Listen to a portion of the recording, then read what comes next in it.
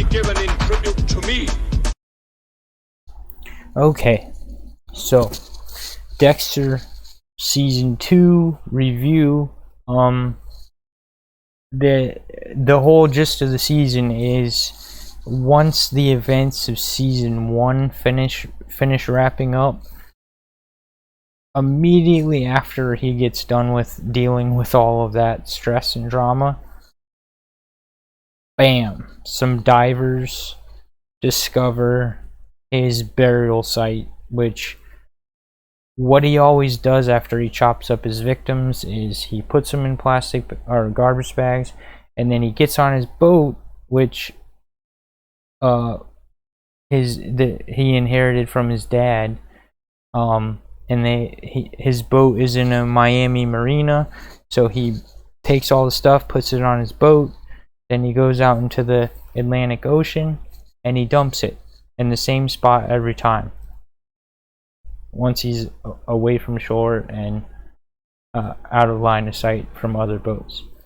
So then some divers discover this underwater stack of garbage bags, and it becomes this whole huge Miami news story, and it brings in the FBI, and so now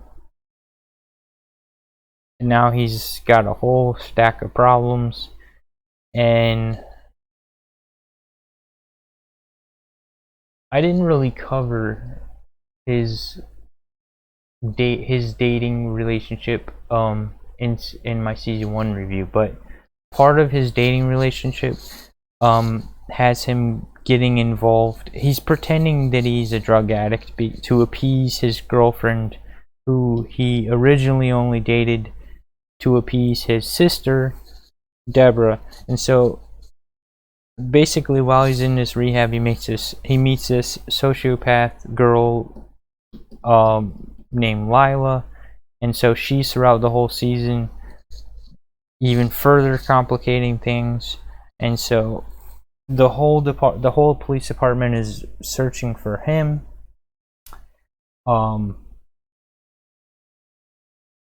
They nickname the person that stacked these bodies on the ocean floor, they nickname him the Bay Harbor Butcher.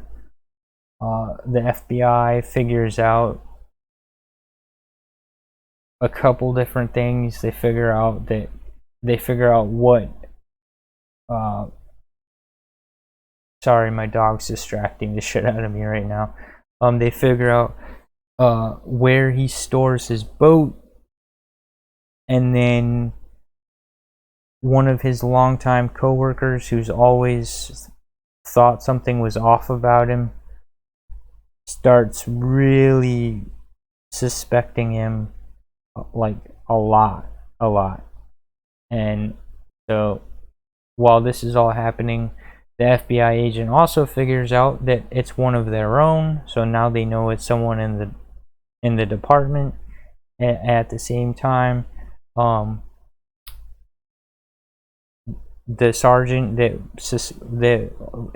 suspects Dexter, that was following Dexter, he breaks into Dexter's apartment and finds his trophies.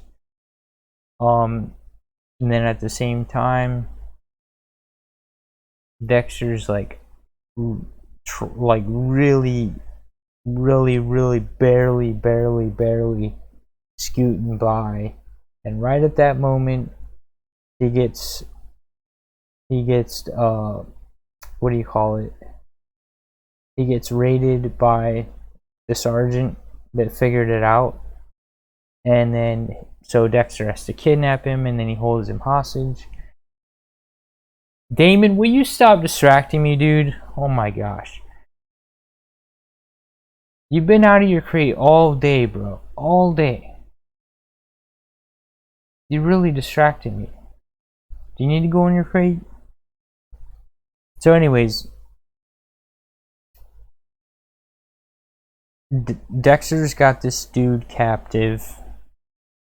Meanwhile, he's dealing with a crazy girl who's got it out for him. and at the same time debating with himself whether or not he's going to break the code and kill this guy, or if he's gonna frame him or turn himself in. And then the crazy girl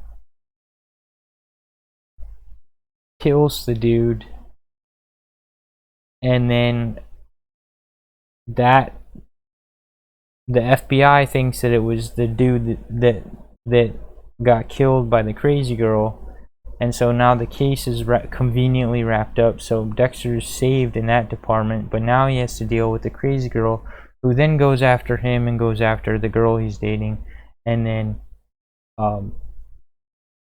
he kills the crazy girl. So I mean, this season was really good. I think it was on par with season 1. It was definitely on par with season 1. My only critiques is it doesn't. I feel like he wouldn't have. I don't know. I feel like if he was being more logical, he would have less problems.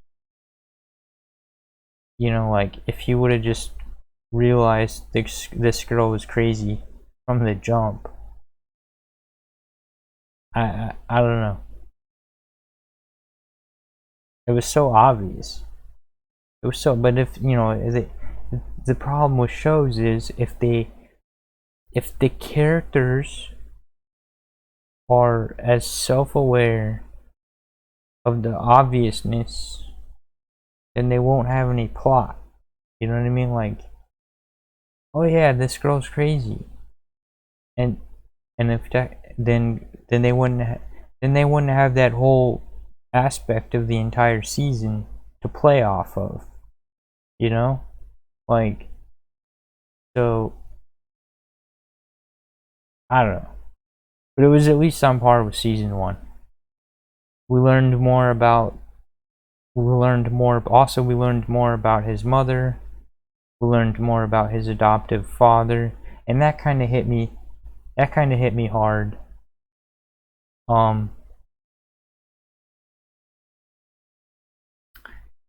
Because he found out that his father, who he loves and respects so much, like more than anyone ever in the world, like he's probably the only one he's ever loved is his father, right? And then he found out his father killed himself. Now the problem with prescription drugs is you never know if someone intentionally